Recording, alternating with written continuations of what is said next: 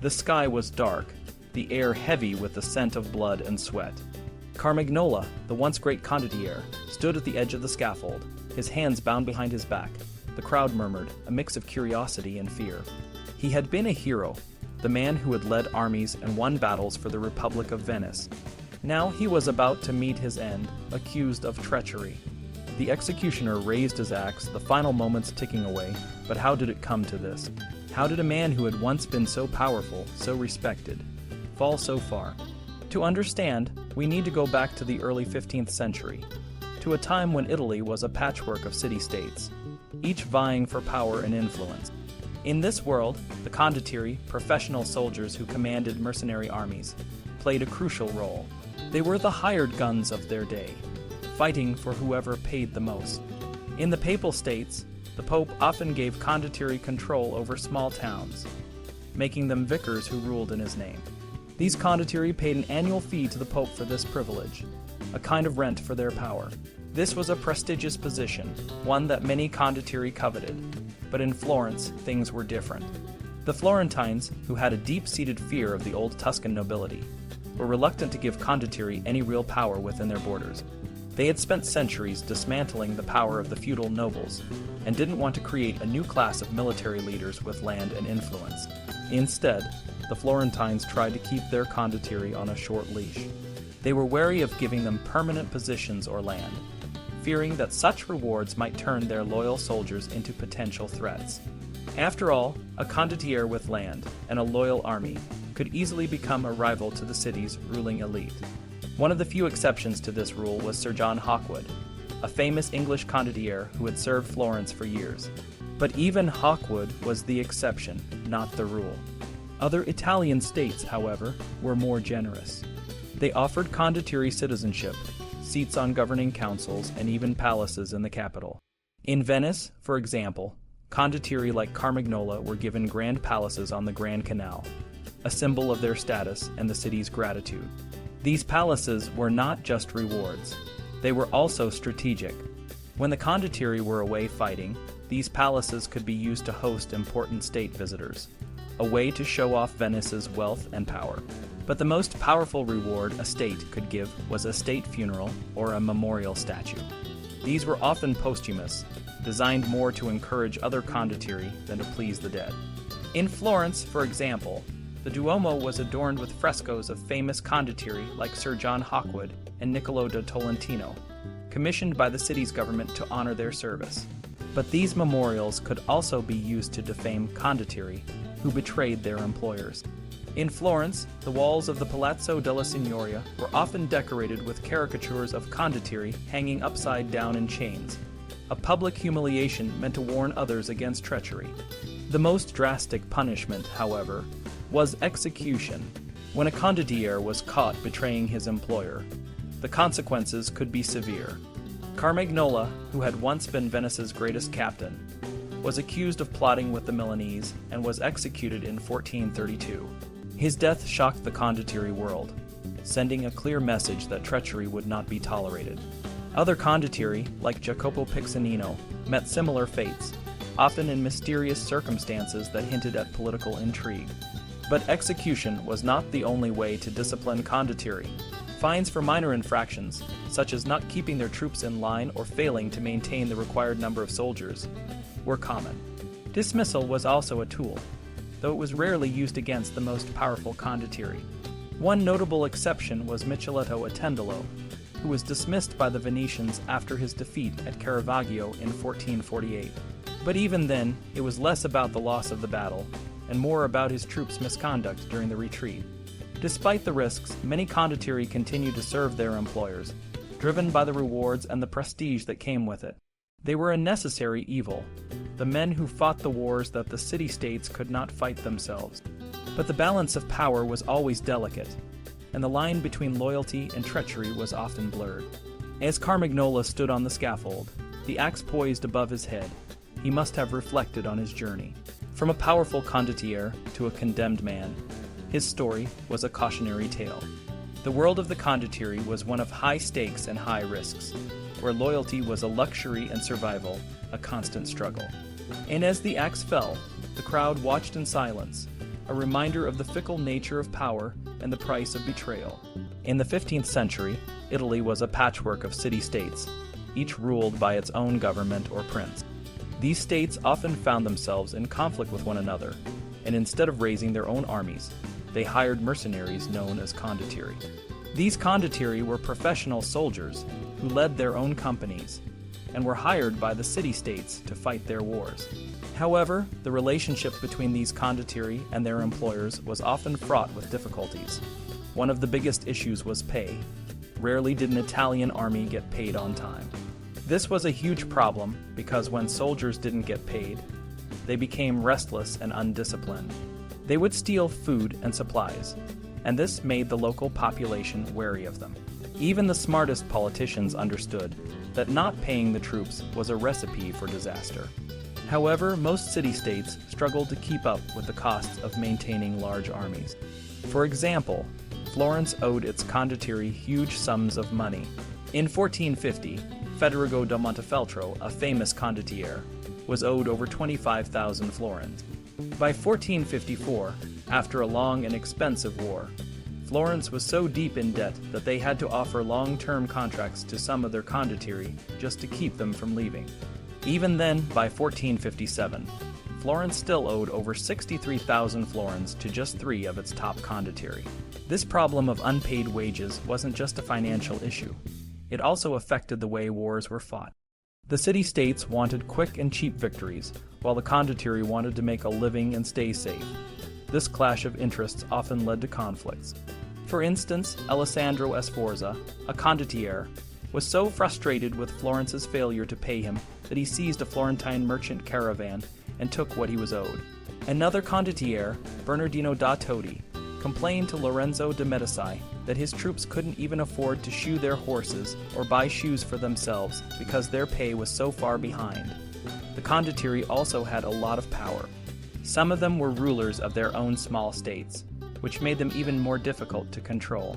These soldier princes often had their own political agendas and expected their employers to protect their interests.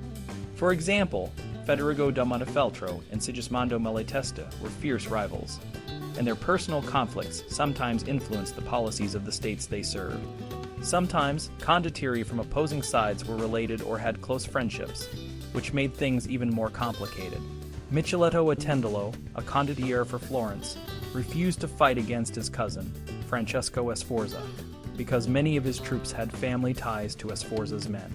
To handle these powerful condottieri, the city-states had to be very careful. They often presented orders as requests and rebukes as gentle reminders. This was especially true in republics like Florence, where the government was more complex and less centralized. In princedoms like Milan and Naples, the rulers were often more involved in military affairs and could manage their condottieri more directly. For example, Filippo Maria Visconti, the Duke of Milan, was known for his suspicion of condottieri, while his successor, Francesco Sforza, was a skilled military leader who treated his soldiers with more respect. Over time, the image of the condottiere changed. By the mid-15th century, employers valued loyalty and stability more than raw military skill. Federigo da Montefeltro, known for his reliability and cautious approach, became more sought after than Sigismondo Malatesta, despite Sigismondo's greater military genius. The condottieri who could maintain a well-organized company and avoid losing too often were the ones who got the best contracts.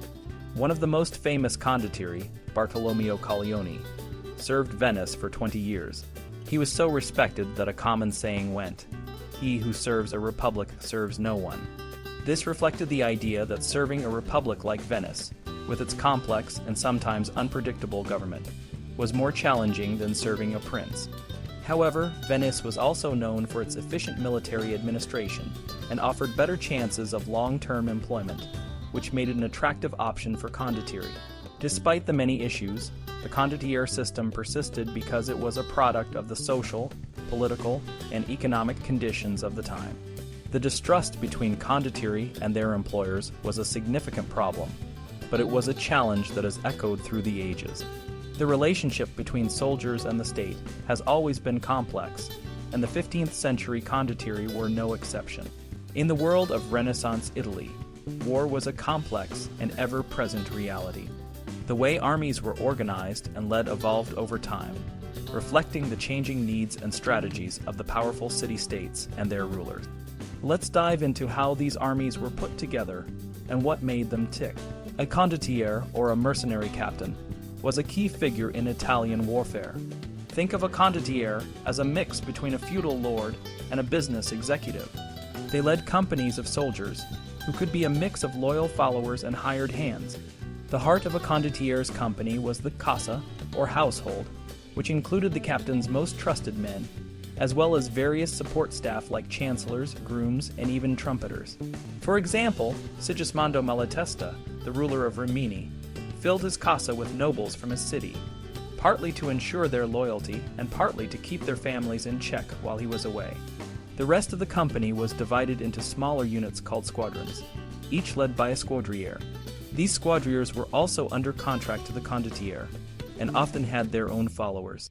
For instance, in 1441, Micheletto Attendolo commanded a company of 561 lances, a lance being a unit typically consisting of a knight and his attendants.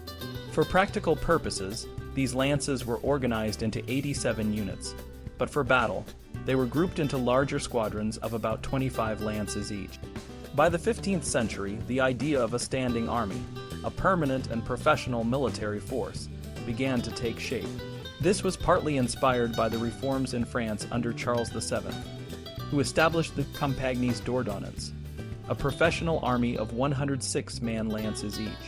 However, the concept of a standing army was not unique to France. Italian states, with their wealth and organizational prowess, were also developing their own permanent forces. The Italian League of 1455, a defensive alliance among several Italian states, required its members to maintain standing forces. These forces were more organized and professional than the mercenary companies of the past. For example, Milan, under the Sforza dukes, had a permanent cavalry force known as the Famiglia Ducale. Initially, this group was a small bodyguard of 700 cavalry, but by 1467, it had grown to about 2,000 men, who were not just bodyguards, but also participated in major campaigns. Another type of permanent cavalry force was the Landspezate, or broken lances. These were individual cavalrymen who, for various reasons, had become detached from condottiere companies and took service directly with a state. They were often remnants of companies whose leaders had died. The Milanese Landspezate, for instance, numbered 4,000 men by 1472, making them a significant part of the army. Permanent infantry forces also emerged. Milan, for example, had 10,000 permanent infantry by 1476, including 2,000 handgun men. These soldiers were not just hired for a campaign, but were on the state's payroll year-round. Some were even part of a selective conscription system, where they could be called to full-time service in emergencies and trained periodically. The development of these permanent forces required sophisticated administrative systems. States had to manage contracts, payrolls, and logistics for thousands of men.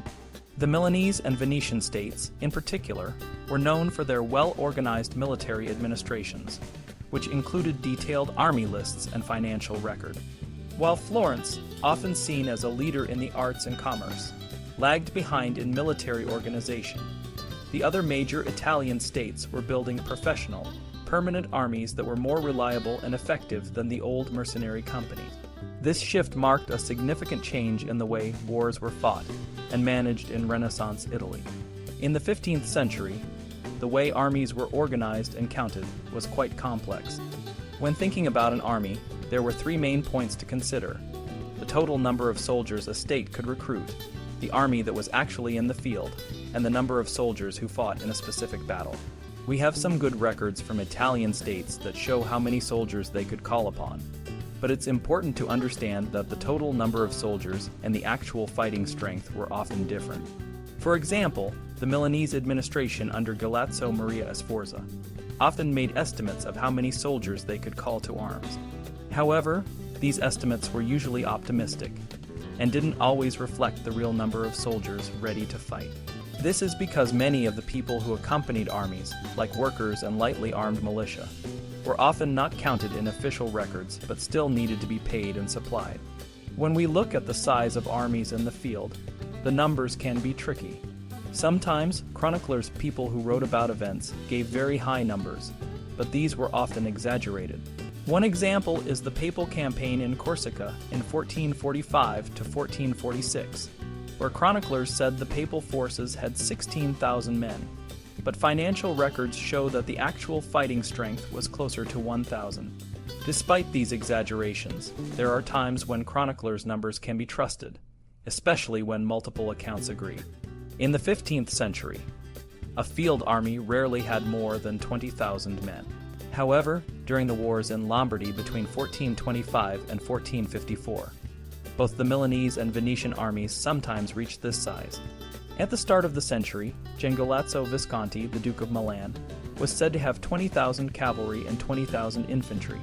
This was a huge number, and it suggests that Milan was fighting on multiple fronts. The Venetian army, when attacking Verona and Padua in 1404 to 1405, had around 9,000 cavalry, and it was similar in size during the war against the Hungarians in 1411 to 1412. Ladislas of Naples, before his death in 1416, had about 16,000 cavalry, which seems reasonable given the number of top condottieri mercenary leaders in his service. In the 1420s, the Venetian and Milanese field armies in Lombardy had between 10,000 and 12,000 men, while the Florentine army was smaller and more spread out. The papal army at the time had around 4,000 men. In the 1430s, the sizes of the Milanese and Venetian armies grew quickly. By 1432, the Venetian field army had about 18,000 men, and in 1439, a chronicler named Sanudo estimated the cavalry strengths of all the Italian armies. He said the Milanese had 19,750 cavalry, the Venetians had 16,100, and the Aragonese had 17,800. The papal and Florentine armies were much smaller, with around 3,000 to 4,000 cavalry each. Sanudo's estimates for Venice and Milan seem accurate, but his numbers for the Aragonese army were probably inflated. Throughout the 1440s and up to 1454, the Milanese and Venetian armies continued to have about 20,000 men. The Florentine army, fighting in southern Tuscany, increased to 10,000 to 12,000 men, partly with help from Milan. The Neapolitan army, fighting against the Florentines, was about the same size. The papal army also grew and maintained a strength of 8,000 to 10,000 men during the minor campaigns of the 1460s.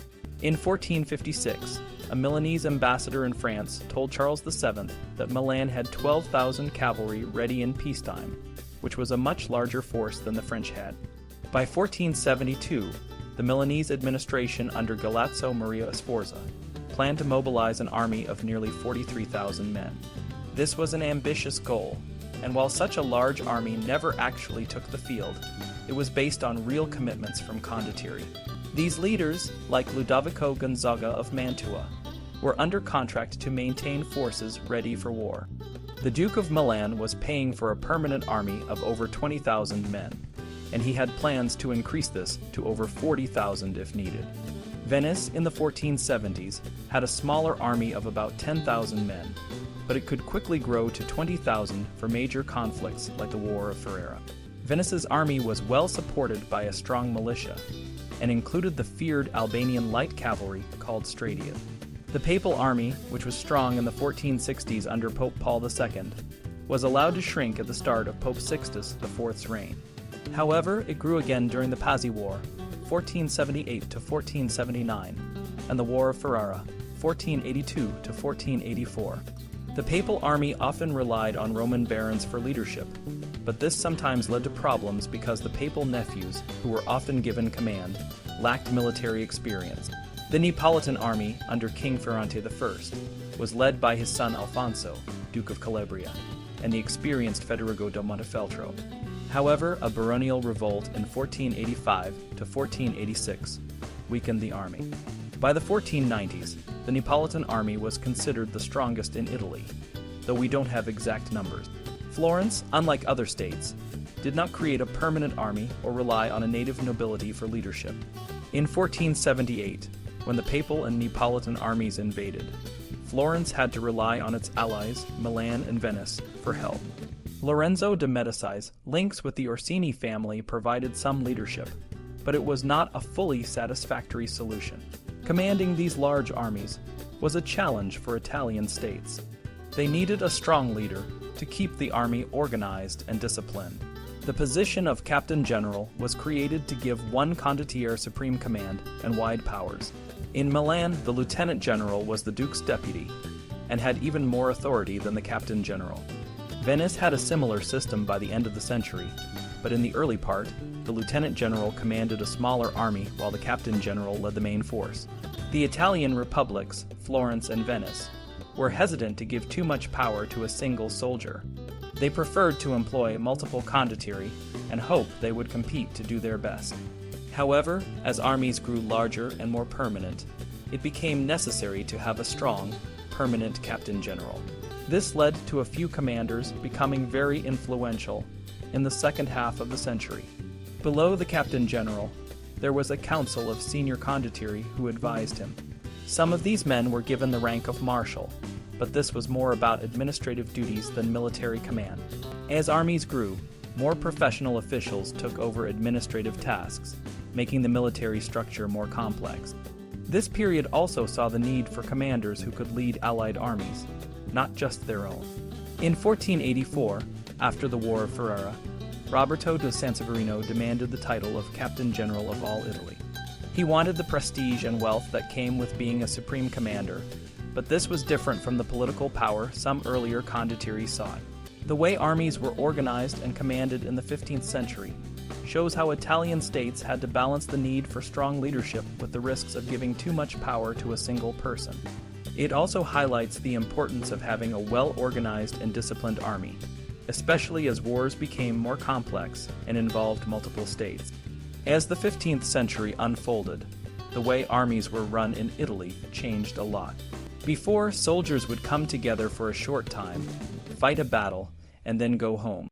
But as wars became longer and more complex, the need for a steady, professional group of people to manage the army grew.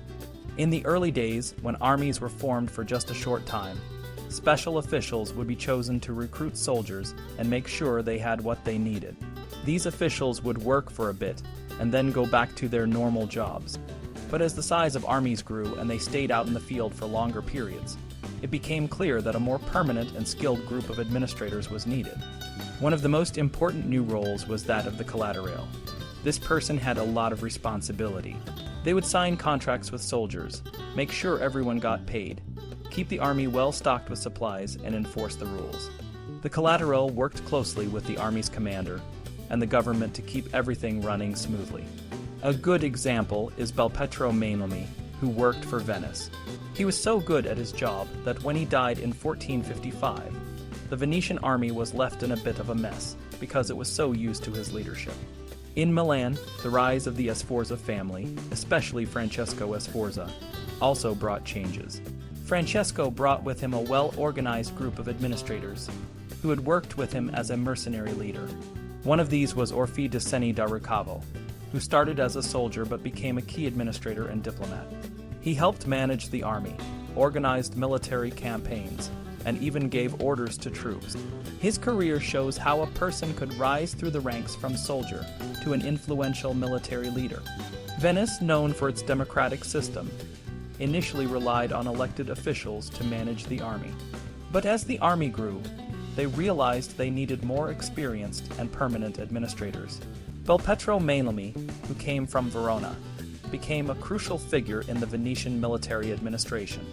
He was so trusted that he was often found by the side of the army's commander, making sure everything ran smoothly.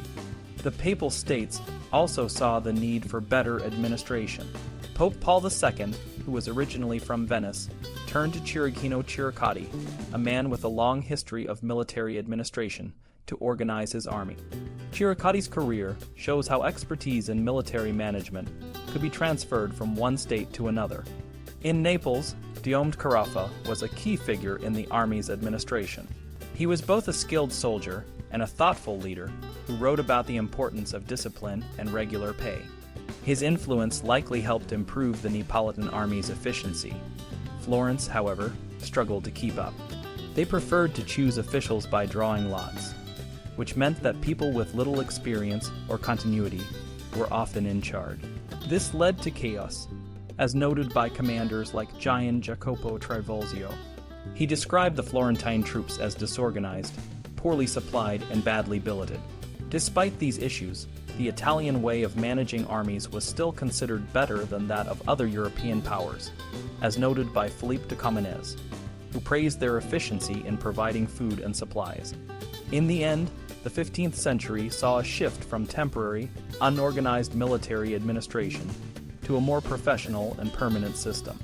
This change was driven by the need to maintain large, standing armies and ensure they were well-equipped, well-fed, and well-disciplined.